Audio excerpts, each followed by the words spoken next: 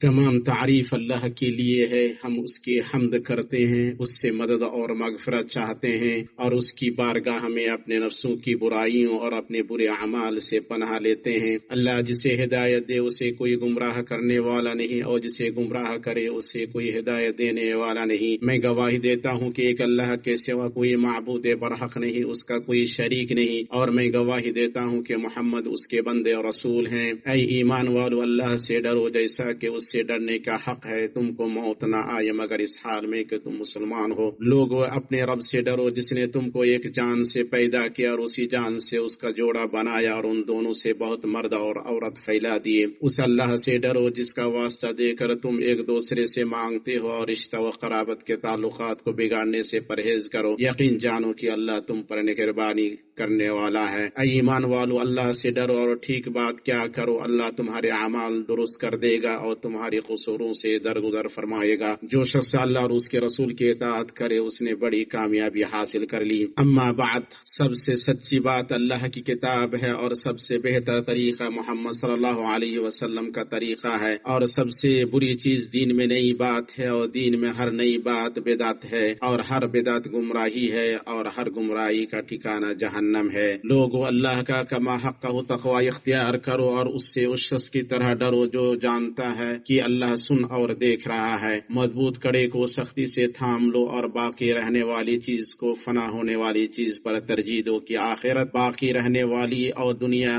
فنا ہونے والی ہے۔ اللہ کے پاس جو اجر و نعمت ہے اس کی رغبت رکھو، اور اللہ کے پاس جو ہے ان لوگوں کے لیے بہتر اور باقی رہنے والا ہے جو ایمان لائے اور اپنے رب پر بھروسہ رکھتے ہیں۔ اللہ کے بندوں، فتنوں اور آزمائشوں، بغض و کینہ سے پر اور بلاؤں اور خطروں سے گھرے اس دور میں مسلمانوں کو اس بات کی کتنی ضرورت ہے کہ وہ اللہ سے اپنے تعلق کو مضبوط بنائیں، تاکہ بگاڑ کے اسباب اور ہلاکت کے دعات پر غلبہ پا سکیں، اور اللہ سے سب سے مضبوط تعلق اور اس کے سب سے زیادہ قریب نماز ہے۔ نماز کی ایسی طاقت ہے کہ وہ نفس کی گہرائیوں اور ضمیر کے احساسات تک سرایت کر جاتی ہے، وہ گندگیوں اور فواحش سے پاک کرتی ہے۔ مسلمان اس سے اپنے نفس، شہوات اور شیطان کے خلاف مدد لیتا ہے۔ وہ ان بے شمار نعمتوں پر اللہ تعالیٰ کی شکر گزاری کے وسائل میں سے ہے جن سے اللہ نے بندے کو نوازا ہے۔ اس لیے مسلمان بندے پر واجب ہے کہ وہ اللہ تعالیٰ کا شکر ظاہر کرتے ہوئے، اس کی ربوبیت کا اقرار کرتے ہوئے اور اس کے فضل و نعمت کا اعتراف کرتے ہوئے فریضہ نماز کو ادا کر کے انعام و احسان کرنے والے معبود کے سامنے خاکساری اور بندگی کا اظہار کرے۔ اللہ آپ پر رحم کرے۔ آپ جان لیں کہ نماز دین کا بلند ترین ستون ہے۔ جس نے اس کی پابندی کی اس نے اپنے دین کی حفاظت کی، اور جس نے اسے ضائع کیا وہ اس کے علاوہ دوسری عبادات کا زیادہ ضائع کرنے والا ہوگا۔ اللہ تعالیٰ نے فرمایا، نمازوں کی پابندی کرو، بالخصوص بیچ والی نماز کی، اور اللہ کے سامنے ادب و تواضع سے کھڑے رہا کرو۔ اور اللہ تعالیٰ نے فرمایا، بے شک نماز بے حیائی اور برائی سے روکتی ہے۔ نماز شہادتین کے بعد اعتبار اور ثبوت کے لحاظ سے سب سے عظیم رکن ہے۔ اللہ تعالیٰ نے قرآن میں اس کا ذکر لام تعریف کے ساتھ 28 سورتوں کے اندر 67 مرتبہ کیا ہے۔ کبھی وہ کامل ترین وصف کے ساتھ اس کے مخصوص اوقات میں اسے قائم اور ادا کرنے کا حکم دیتا ہے، جیسے اللہ تعالیٰ نے فرمایا، بے شک نماز مومنوں پر مقررہ وقت میں فرض کی گئی ہے۔ کبھی اس کے ادا کرنے والے کی تعریف کرتا اور اس پر ملنے والے اجر ثواب کو بیان کرتا ہے، اور کبھی اس کے چھوڑنے والے کی ملامت کرتا ہے اور اس کی سزا کو بیان کرتا ہے۔ ہر بندے سے اس کی ادائیگی مطلوب ہے، حتیٰ کہ بیماری اور ڈر کی حالت میں بھی۔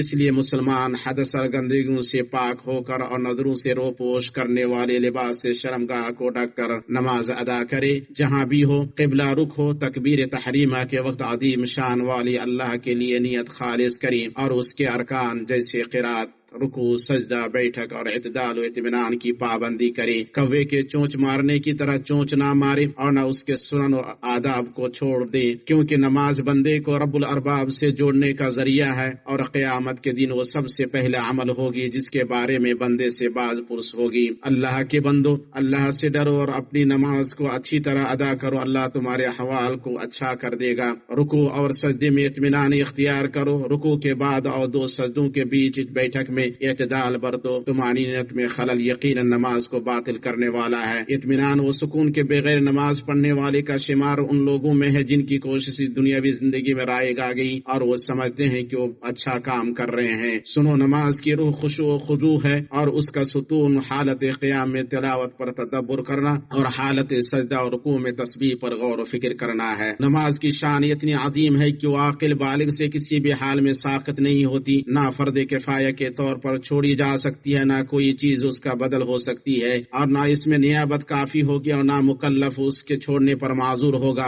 گرچہ وہ حالت قتال میں ہی کیوں نہ ہو۔ جماعت کے ساتھ نماز کی پابندی کرنے والے کے ایمان کی گواہی دی جاتی ہے۔ جس نے دیہات یا بستی میں جماعت کے ساتھ اسے ادا نہیں کیا، اس پر شیطان غالب آ گیا۔ اللہ کے بندو، اللہ کا تقوی اختیار کرو، حکم کی بجا آوری کرو، حرام سے بچو اور اپنے بچوں اور بیویوں کو اس کی ادائیگی اور اس کی پابندی کا حکم دو۔ ان کے بارے میں تم سے باز پرس کی جائے گی۔ قیامت کے دن کے لیے کافی توشہ تیار کر لو اور تمہیں دنیاوی زندگی دھوکے میں نہ رکھے، اور دھوکہ دینے والا شیطان تم کو اللہ کے بارے میں دھوکہ نہ دے۔ اللہ مجھے اور آپ کو ان لوگوں میں سے بنائے جو توبہ انابت کرے، اپنے کرم احسان سے ہمیں بخش دے اور ہمیں برے حساب سے بچا لے۔ اللہ کا فرمان ہے، اپنے گھر آنے کے لوگوں پر نماز کی تاکید رکھ اور خود بھی اس پر جمع رہ۔ ہم تجھ سے روزی نہیں مانگتے بلکہ ہم خود تجھے روزی دیتے ہیں۔ آخر میں بول بالا پرہیزگاری ہی کا ہے۔ اللہ میرے لیے اور آپ کے لیے قرآن میں برکت دے اور مجھے اور آپ کو اس کے بیان سے فائدہ پہنچائے۔ میں اپنی یہ بات کہہ رہا ہوں اور عظمت والے اللہ سے اپنے لیے، آپ کے لیے اور تمام مسلمانوں کے لیے ہر گناہ کی مغفرت طلب کرتا ہوں۔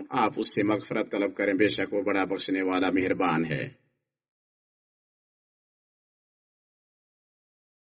اللہ کے لیے تعریف ہے جیسے شکر ادا کرنے والے تعریف کرتے ہیں۔ درود و سلام ہو پہلوں اور پچھلوں کے سردار ہمارے نبی و حبیب محمد پر جو جہانوں کے لیے رحمت بنا کر بھیجے گئے، ان کے آل و اصحاب پر جو ہدایت کرنے والے ہدایت یافتہ ہیں، اور ان کی پاک بیویوں امہات المؤمنین پر اور ان کے پاک باز اہل خانہ پر۔ اما بعد، اے اللہ کے بندو، اللہ سے ڈرو اور اس کی اطاعت کرو کہ دنیا و آخرت میں شاد کام و سعادت مند ہو گئی۔ مشاہیر ائمہ اور اس امت کے نیک بندوں میں سے ایک بلند پہاڑ زاہد عالم حاتم اسم رحمہ اللہ سے ان کی نماز کے بارے میں پوچھا گیا تو انہوں نے کہا، جب نماز کا وقت قریب آتا ہے تو میں اچھی طرح وضو کر کے اس جگہ آ جاتا ہوں جہاں نماز پڑھنا چاہتا ہوں، وہاں بیٹھتا ہوں یہاں تک کہ میرے اعضاء و جوارح اکٹھا ہو جاتے ہیں، پھر میں اپنی نماز کے لیے کھڑا ہوتا ہوں اور کعبہ کو اپنے دونوں ابرو کے بیچ، صراط کو اپنے سامنے، جنت کو اپنے دائیں طرف اور جہنم کو اپنے بائیں طرف اور ملک الموت کو اپنے پیچھے رکھتا ہوں، اسے اپنی آخری نماز سمجھتا ہوں، پھر امید و بیم کے بیچ کھڑا ہوتا ہوں، پوری ادائی کے ساتھ اللہ اکبر کہتا ہوں، ترتیل کے ساتھ قرات کرتا ہوں، تواضع کے ساتھ رکوع کرتا ہوں اور خشوع کے ساتھ سجدہ کرتا ہوں اور اس کے پیچھے اخلاص کو لگاتا ہوں، پھر مجھے معلوم نہیں کہ یہ نماز قبول ہوگی یا نہیں۔ ان کی بات ختم ہوئی۔ اللہ کے بندو، پھر آپ جان لیں کہ اللہ تعالیٰ نے ہمیں ایسا حکم دیا ہے جس میں اس نے پہلے خود سے شروع کیا، پھر اس کی تسبیح و تقدیس کرنے والے فرشتوں سے، پھر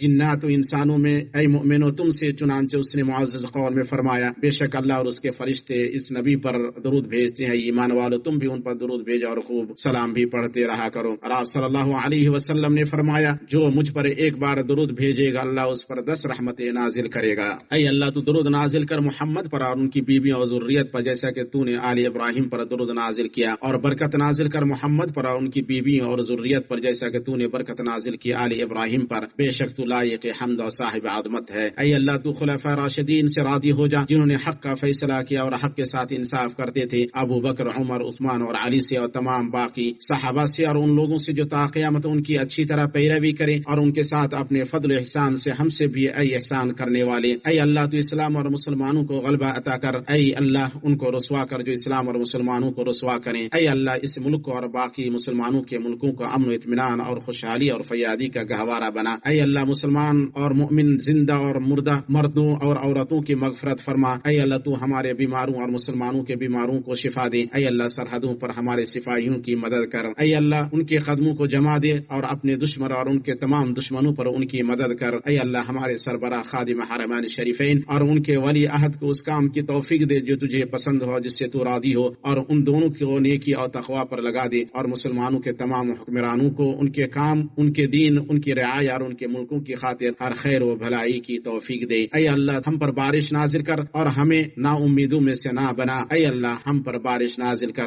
ہمیں بارش دے اور ہماری داد رسی کر۔ اے اللہ ہم تمہاری مخلوقات میں سے ایک مخلوق ہیں، اے اللہ تو ہمارے گناہوں کی وجہ سے ہم سے تو اپنی رحمت کو نہ روک۔ اے ہمارے رب ہم نے اپنے اوپر ظلم کیا گا، تو نے ہمیں معاف نہیں کیا اور ہم پر رحم نہیں کیا تو ہم گھاٹا اٹھانے والوں میں سے ہو جائیں گے۔ اے ہمارے رب ہمیں دنیا میں بھلائی دے اور آخرت میں بھلائی دے اور جہنم کے آگ سے بچا۔ اللہ کے بندو بے شک اللہ عدل انصاف اور احسان کا اور قرابت داروں کو دینے کا حکم دیتا ہے اور بے حیائی اور برائی سے منع کرتا ہے۔ اللہ تمہیں نصیحت کر رہا ہے تاکہ تم نصیحت پکڑو۔ عظمت اور جلال والے اللہ کو یاد کرو، تمہیں یاد کرے گا اور اس کے احسانات اور نعمتوں پر اس کا شکر ادا کرو، وہ تمہیں مزید عطا کرے گا۔ اور اللہ کا ذکر سب سے بڑا ہے، اللہ وہ سب جانتا ہے جو تم کرتے ہو۔